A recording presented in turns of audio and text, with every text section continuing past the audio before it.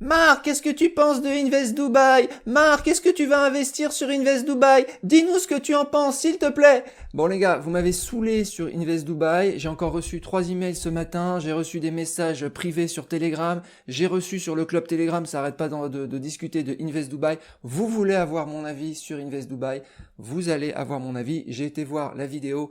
Je l'ai pas vue entièrement. Hein, j'ai vu 15-20 minutes, ça m'a suffi. J'ai été sur le site, j'ai été fouiner un petit peu, j'ai appris les différents arguments. Je vais vous donner mon avis, mon humble avis. Voilà, mon humble avis, c'est tout. Je veux offenser personne dans cette vidéo sur Invest Dubaï. Donc Invest Dubaï, hein, c'est quoi? C'est de l'investissement sur Dubaï. Hein, voilà, le nom est bien choisi. C'est de l'investissement fractionné. Ok, donc on met 100 € ou 500 €, bon ça dépend, voilà. Et on est, alors de ce qui est dit dans la vidéo de mon cher confrère, il dit que on est donc propriétaire, en fait on est actionnaire de société, c'est comme pour une SCI, on est actionnaire et la société détient le bien. J'ai pas vérifié tout ça évidemment, mais disons que c'est pas il insiste bien sur le fait que ce ne sont pas des royalties, on est réellement voilà, actionnaire d'un SPV qui détient les propriétaires, donc comme ça serait le cas sur une SCI ou sur une SCPI par exemple. Voilà. Faudrait regarder, mais évidemment, ça c'est déjà une bonne chose. Je trouve que quand il a insisté là-dessus, je trouve que c'est un bon point. Je préfère ça parce que les royalties, voilà, vous savez, enfin moi les royalties, non merci. Voilà, donc ça, bon point. Je vais faire bon point, mauvais point par rapport à mon avis. Deuxième point sur lequel il insiste, il dit ouais c'est bien en fait parce que vous investissez en AED et l'AED est indexé sur le dollar, donc c'est bien aujourd'hui d'avoir du dollar. Pour quelqu'un qui serait en Europe, donc qui aurait son cash en euros. Là, je suis un peu moins d'accord pour plusieurs raisons. D'abord, premièrement, est-ce que c'est le bon moment pour rentrer sur du dollar? Regardez la courbe, l'euro s'est éclaté par rapport au dollar, donc rentrer aujourd'hui sur le dollar, pour diversifier, je suis d'accord, pas de souci, c'est toujours le bon moment de diversifier. Par contre, on est déjà en très forte baisse. Ça va peut-être, l'euro va peut-être remonter à ce moment-là, vous serez dans le mauvais sens. Donc si vous faites un pari sur l'euro va continuer à s'écrouler par rapport au dollar, pas de problème. Maintenant, si c'est pour diversifier, pas de problème. Maintenant, si c'est pour voilà, l'avenir on le connaît pas, peut-être l'euro va se réapprécier par rapport au dollar, on sait pas. Ça c'est le premier point. Deuxième point, pour moi le dollar, en fait, il dit dans la vidéo, enfin moi je suis pas vraiment d'accord là-dessus, c'est que le dollar serait une sorte de valeur refuge par rapport à l'euro. Aux États-Unis, ils ont une inflation, j'ai pas regardé, mais ils ont une inflation comme nous de 8-10%. Enfin bref, c'est juste, c'est pas forcément, le dollar n'est pas forcément en termes de diversification de devises là où il faut aller. Hein. Il y a d'autres devises qui sont intéressantes, le franc suisse. Moi, j'ai du dollar singapourien, du dollar canadien, du dollar australien, du CNY, etc. Donc c'est pas forcément vers le dollar qu'on se tourne quand voilà, simplement pour se protéger. Si on a que de l'euro, ça c'est le premier point. Deuxième point, le fait que ce soit indexé, enfin il y a beaucoup de véhicules sur le dollar, on peut aussi acheter du dollar, tout simplement. On peut acheter des propriétés aux États-Unis en dollars, c'est ce qu'on fait avec Realty, etc. Donc on n'a pas forcément besoin d'aller sur Dubaï avec une devise en AED qui suit le dollar pour s'exposer au dollar. Là, je suis vraiment pas d'accord avec ça. Donc c'est pas du tout bon. Voilà. Propriétaire, on a vu. Secteur, le secteur, c'est donc sur Invest Dubaï, c'est le secteur du luxe. C'est un secteur que je n'aime pas. Voilà, que je n'aime pas du tout, sur lequel j'investis pas, pour plusieurs raisons. Première raison, en fait, le secteur du luxe globalement, hein, pas forcément sur Dubaï, mais le secteur du luxe, c'est un secteur qui est extrêmement très étroit, en fait, très étroit. C'est-à-dire c'est un marché qui est tout petit. Comparé à des gros marchés comme le marché du résidentiel que j'aime bien. Là, c'est vraiment tout petit. Qui dit tout petit dit illiquide. Qui dit illiquide dit on connaît pas les prix de marché. Voilà. Et il le dit lui-même d'ailleurs. Il dit que les acheteurs sont prêts à acheter 10%, 20%, 30% plus cher. Il le dit lui-même.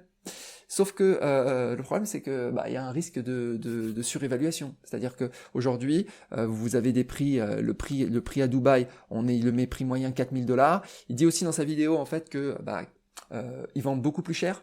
Donc on sait pas 6000, 8000, 12000. impossible de se donner, de se faire un avis si on n'est pas en train d'acheter 10%, 20%, 30%, 50%, 60% trop cher. Impossible. On fait cet exercice, cette due diligence. D'ailleurs, je trouve ça c'est un point qui est très bien dans sa vidéo, c'est qu'il insiste sur le fait de faire la due diligence. C'est exactement ce que je suis en train de faire. Due diligence, c'est-à-dire qu'on vérifie les prix. On le fait par exemple sur Realty, sur Détroit, sur Chicago, etc. Je l'avais fait sur Lofty AI aussi. On le fait aussi même en France beaucoup. Quand c'est pas pré-commercialisé, qu'on a des prix de sortie qui sont inconnus, on est obligé d'estimer les prix, à la fois prix d'entrée, prix de sortie. Donc là, malheureusement, marché étroit, marché inconnu. Enfin inconnu, voilà, en plus on connaît pas ce marché, les prix sont pas vraiment observables, donc c'est très très difficile de se faire un avis si on n'est pas, je serais incapable de vous dire si par exemple si on n'est pas en train d'acheter 50%, 60% trop cher ou 100% trop cher, impossible. On l'avait vu d'ailleurs sur Lofty AI, mes premières vidéos à aller voir, où en fait on voyait que même des investisseurs qui achetaient 100% deux fois le prix, en fait ne se rendaient même pas compte qu'ils achetaient deux fois le prix. Donc ça c'est très très très problématique. Donc secteur du luxe, il insiste d'ailleurs, secteur de l'hyperluxe. donc c'est des biens, c'est un marché inconnu. C'est un marché de, voilà, même il faut des spécialistes pour vendre, pour avoir un petit réseau. C'est pas, on va mettre la propriété sur le bon coin et la revendre, ça se passe pas comme ça. Donc c'est un marché que, voilà, j'aime pas. Autre point important, l'expérience. En fait, là, bizarrement, en fait, il insiste sur le fait qu'ils ont dans son équipe une expérience sur Dubaï, et en même temps ils disent qu'ils ont fait que 8 propriétés. Pour moi une expérience, quand on insiste sur l'expérience, en fait c'est au moins plusieurs années et plusieurs dizaines de propriétés, donc là vraiment pour moi c'est pas, je pense d'ailleurs que c'est la première fois en fait qu'il fait ça, pourquoi pas, hein, moi j'ai pas de problème avec les marchands de biens, les opérateurs qui se lancent, mais là on est au début en fait d'un truc qui se lance, et c'est bien. Faut peut-être même l'encourager, même si moi je suis pas du tout sur le luxe et sur tout ça, mais j'ai rien contre les nouveaux entrants. D'ailleurs, il y en a plein qui sont sur d'autres plateformes, qui sont des nouveaux marchands de biens. C'est pas grave, voilà, ils font 1, 2, 3 propriétés. Mais là, on est sur il y a pas d'expérience, l'expérience elle est très très très faible. Donc il n'y a pas de track record, contrairement à ce qui est dit. C'est intéressant d'ailleurs, je trouve qu'au niveau du marketing, je trouve qu'il y a des arguments qui donnent qui sont carrément des contre-arguments. C'est-à-dire que dire j'ai une grosse expérience, 8 propriétés, grosse expérience, c'est 5 ans, 10 ans. Ça c'est des grosses expériences. J'ai pas vu ça. Hein. Peut-être je me suis planté, mais j'ai pas vu d'expérience comme ça. Risque de surévaluation, donc ça on l'a vu au niveau des propriétés, incapable de donner, de connaître le prix. Mais en fait, ok, donc ça on a vu, marché très étroit on a vu. Alors là c'est là où là je décroche complètement en fait. C'est un truc que je n'apprécie pas du tout. Vous voyez, c'est le expected return ici, 45% de expected return. Alors faut savoir, faut toujours avoir un ordre d'idée dans tout type d'investissement. C'est que déjà quand on dépasse les 20%, alerte rouge. Pourquoi alerte rouge ? Parce que si vous êtes capable de faire du 20% en récurrent, très important le mot récurrence, en récurrent sur une très longue période, vous êtes simplement l'homme le plus riche du monde. Ça s'appelle Warren Buffett. Voilà. Donc, si vous pensez que vous êtes capable de faire du 20% en récurrent sur 10 ans, 20 ans, 30 ans, mettez-le en commentaire, bravo, parce que j'ai des Warren Buffett en face de moi. Voilà. Donc là, on n'est pas sur 20%, je vois ici expected return 45%. Alors pourquoi ? Parce que comme on est propriétaire, le marché de Dubaï peut s'apprécier. Donc là, ils ont pris en compte des estimations, je ne sais pas comment ils ont fait, estimer le prix de sortie dans 1, 2, 3, 4, 5 ans. Donc là, ils ont joué à... voilà, c'est des Nostradamus, des Madame Irma du prix de l'immobilier à Dubaï. Alors moi, je connaissais pas Dubaï. Mais bon, vu que vous m'avez demandé de m'y intéresser, j'ai regardé et j'ai eu un petit choc. Alors, il le dit lui-même, c'est assez intéressant. Il le dit lui-même dans son... d'ailleurs, il le met d'ailleurs sur le site Invest Dubai. Prix attractif par mètre carré. Vous voyez, 4000 $. C'est-à-dire 4000 €. Okay, au moment où je fais cette vidéo, on est à un taux de change de 1,1. Donc, c'est plus faible que tout. C'est plus faible que, évidemment, New York, Paris, Londres, Singapour, Mumbai, mais c'est même plus faible que Nice, etc. Mumbai, en Inde. Donc, et d'un autre côté, on dit, oui, ça explose Dubaï. Attendez, les gars. Si ça explosait Dubaï, vous croyez qu'on serait à 4000 $ du mètre carré ? Bon, non. J'ai été voir un petit peu les prix sur Dubaï. par curiosité, parce que comme tout marché, vous savez, on s'intéresse, on fait notre due diligence, on apprend, on comprend.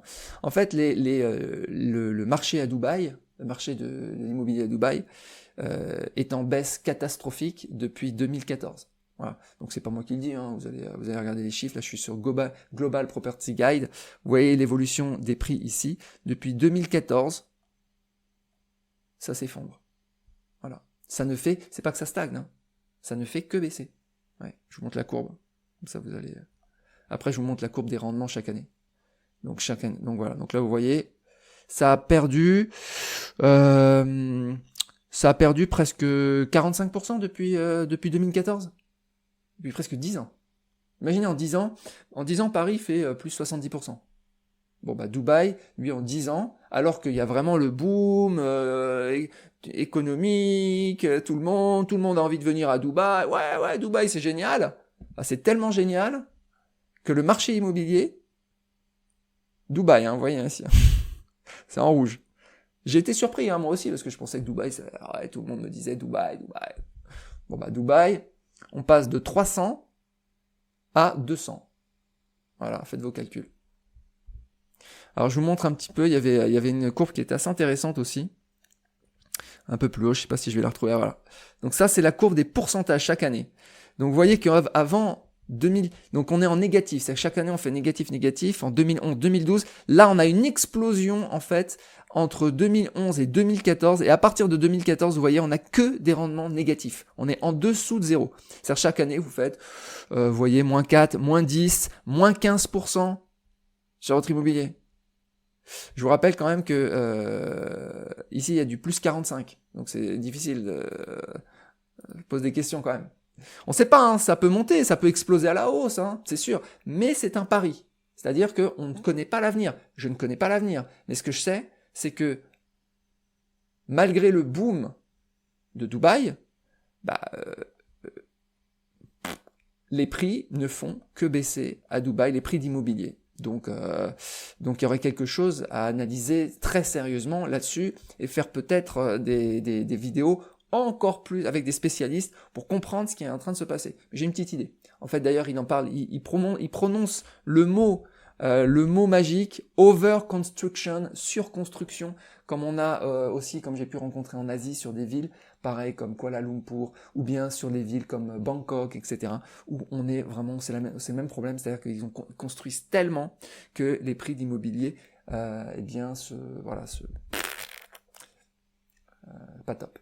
Alors il y a un autre phénomène très très important à prendre en compte sur le luxe, c'est, et ça il n'en parle pas, mais de ce que j'ai pu rencontrer, en fait, le luxe se déprécie. Et même globalement, en fait, en Asie, les condos, en fait, quand on vous affiche par exemple que les prix à Bangkok, vous regardez les condos de Bangkok et on vous montre, oh, ça a vachement monté. En fait, non, c'est faux. Il y a deux segments de marché, il y a plusieurs segments de marché. Il y a le segment du neuf, en fait, on vous montre le segment du neuf. Lui, il peut monter. Et vous avez le segment de l'ancien. Bah lui, en général, il s'écroule. Pourquoi? Parce que, surtout sur ces trucs de luxe, en fait, et plus c'est beau, plus les gens veulent des choses récentes. C'est-à-dire que dans 5 ans ou dans 10 ans, mettez-vous en situation. Faites juste cet exercice de pensée. Dans 5 ans, dans 10 ans, ceux qui voudront acheter des biens de luxe, ils voudront pas acheter les biens que vous avez achetés maintenant. Parce que vos biens, dans 5 ans, dans 10 ans, ils seront complètement dépréciés. Ça sera pas du tout les normes du luxe de dans 10 ans. Donc leur valeur peut s'effondrer. Alors moi, c'est ce que je pense, hein. Sur le luxe, il n'y a pas photo. D'ailleurs, ils disent, ouais, on va revendre dans 5 ans, etc. C'est pas des biens qu'on garde comme à Paris, où on achète des biens qui ont un siècle, 2 siècles. Moi j'ai vécu à Amsterdam, on achète des biens qui ont parfois 200, 300 ans, dans des briques, etc., et qui continuent de s'apprécier. Ça, c'est l'Europe de l'Ouest, peut-être même les États-Unis, etc., mais c'est pas du tout, l'Asie, ça fonctionne pas comme ça. Les investisseurs, ils veulent des trucs qui soient clean, qui soient neufs, en fait, le neuf. Et après, dépréciation. Vous avez qu'à regarder, d'ailleurs, si vous voulez vous en convaincre, vous regardez, en fait, le prix du marché secondaire de luxe d'il y a 5 ans ou 10 ans à Dubaï. Vous allez avoir énormément de mal à trouver ça. J'avais fait l'exercice sur Phuket, ils voulaient pas me les montrer. Et quand les agents voulaient pas me les montrer, quand ils me les ont montrés, ils me disent ça valait plus rien en fait. Bref, donc marché très on l'a vu, expected return, donc là ça intègre en fait à la fois le rendement locatif et le gain en capital futur, estimé, probable, hypothétique, peut-être qu'il n'arrivera jamais. D'ailleurs, il met un taux de rendement à 20, un IRR à 20%. Donc là, sur le site, on est on est parfois sur du 45%, 45, 40, 45, etc. Dividende, 11, 8, etc. Bon, pour moi, c'est un petit peu... c'est un petit peu faible comme d'ailleurs je vois une grosse différence, vous voyez, entre le gross yield et le dividende, parce que il faudrait aller regarder un petit peu les frais. J'ai pas pu regarder parce que je n'allais pas m'inscrire. Mais il y a des frais qui ont l'air très importants dans cette histoire. Il parle pas des frais en fait mais quand on part d'un gros yield, c'est-à-dire d'un rendement brut à 18% et qu'à la fin dans la poche on a 11%, il y a 7% qui sont partis. Alors ils sont partis en frais, X, Y, Z, faudrait détailler un petit peu tout ça. Peut-être que c'est détaillé en faisant view detail, mais j'arrive pas à créer mon compte. Donc voilà. Frequency, tous les mois, ça c'est pas mal. Je sais qu'il y en a beaucoup qui sont intéressés par des paiements mensuels, ça fait comme des loyers, donc ça c'est bien. C'est bien d'avoir fait ça. Donc ça c'est cool. Je continue. Investissement value. Alors c'est un marrant qui dit ça parce que investissement value, ça veut dire que pour lui, le Dubaï est sous-évalué. C'est-à-dire que les 4000 $ par mètre carré, en fait, ça va évoluer positivement et ça sera peut-être 8000, 12 000, 15 000 dans l'avenir. C'est possible. Moi, je pense pas. Je pense que ça va continuer à s'écrouler. Il n'y a pas de raison. on va continuer la tendance. En plus avec le dérèglement climatique et 55 degrés en été, un four pour les amis, j'ai des amis qui sont là-bas. Je suis pas convaincu avec en plus une économie aussi basée beaucoup sur le pétrole, etc. Énergie fossile. Je pense pas que ça. Voilà, je suis pas Madame Irma non plus. Je vois que ça s'écroule depuis 10 ans. Je pense que ça va continuer à s'écrouler au niveau du marché immobilier parce que voilà, ils construisent, continuent de construire. Et il y a beaucoup d'acteurs en fait qui arrivent sur le marché pour construire encore plus. Donc voilà, on va se retrouver avec des trucs complètement vides. J'ai peur que ça pourrait d'ailleurs, faut rappeler une chose, hein, c'est un investissement risqué, et si jamais, comme tout investissement, si jamais il y a pas de locataire, bah le rendement c'est zéro. Enfin le rendement c'est même pas zéro, c'est négatif en fait. Ouais, parce qu'il va falloir payer les charges et compagnie. Comme si vous aviez un appartement, vous êtes propriétaire, donc c'est comme si vous avez un appartement, bah, s'il n'y a pas de locataire. Ok, donc ça c'est bon. Overconstruction, on en a parlé. Segment du luxe, ouais, le segment du luxe, j'en ai un peu parlé. J'aime pas trop. C'est un segment qui est off market. Donc même, d'ailleurs, il le dit lui-même. Il parle de ces 4000 $, mais ça c'est un prix moyen, c'est le prix normal, ça. Lui, il est sur des prix qui sont beaucoup plus sur des prix de luxe, donc 6000, 8000, je sais pas. J'ai même pas pu diviser par le nombre de mètres carrés. Faites l'exercice. Je sais pas combien, mais on doit être au moins à 6000 ou à 8000 euros 8000 $ du mètre carré. On est dans un autre segment de marché dont on ne peut pas vérifier avec des appartements similaires, etc. L'exercice, il est vraiment, la due diligence, elle est beaucoup plus difficile que sur un marché où on serait sur un marché classique résidentiel. C'est pour ça que on peut pas faire une due diligence qui soit performante sur ce type de produit. Alors il dit à un moment il dit ça n'arrête jamais d'augmenter. Non, les prix à Dubaï n'arrêtent jamais de baisser. Enfin, n'arrêtent jamais. Apparemment, là, ça remonte un tout petit peu. C'est pas ce qui va se passer. IRR 20%, toujours attention sur ces dès qu'on dépasse les 20%. Moi, je dis attention quand c'est trop beau pour être vrai. C'est souvent que c'est trop beau pour être vrai. Donc voilà, l'IRR, il intègre le futur gain en capital. Moi, j'aime pas trop en fait quand ils font ça parce que ça voudrait dire qu'ils ont une vision prospective en fait et qu'ils sont capables d'évaluer la valeur future. Mais en me disant si pour eux en fait le prix à Dubaï ne fait qu'augmenter et que ça et qu'en fait ça fait que baisser, donc j'ai un petit doute. J'ai un petit doute là-dessus sur leur capacité à estimer Mais bon, je respecte. Hein, s'ils voient que le marché, s'ils pensent que le marché va exploser à Dubaï, c'est possible. Bon voilà, moi j'ai une autre vision. Faites votre propre vision. Chaque vision est légitime, puisque le futur n'est pas encore écrit. Le futur n'est pas connu. Il est peut-être écrit, mais il n'est pas encore connu. Alors, dernier point, c'est là où j'ai arrêté la vidéo en fait, parce que là j'en avais eu assez. Ils disent que là, ils commencent à être un acteur en fait très gros sur le marché, et donc ils ont un impact sur le prix de marché, avec 8 ventes.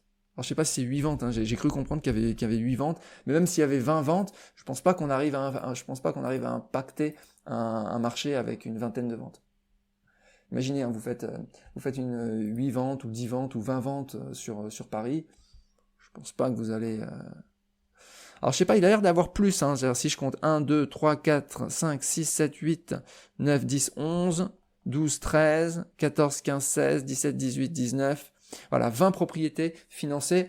Non, pour moi c'est pas... On va pas impacter le prix de marché, on va pas contrôler le prix de marché. On reste pas un gros acteur.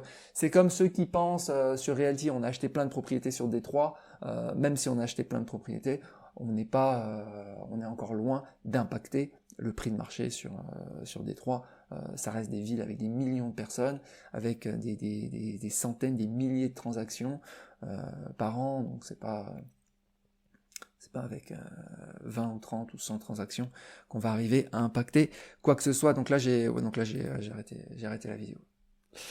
Voilà les amis, bah écoutez, ce n'est que mon avis, hein. Mettez en commentaire, si vous avez un avis différent, il n'y a aucun souci, venez en discuter, on a déjà beaucoup discuté sur le club, venez encore en discuter, il n'y a pas de problème, plus on discute, plus on évolue, même moi je peux évoluer et changer d'avis, hein. Il y a peut-être des choses que j'ai dites qui sont pas forcément correctes, voilà. Je vous souhaite une excellente journée et je vous dis à bientôt.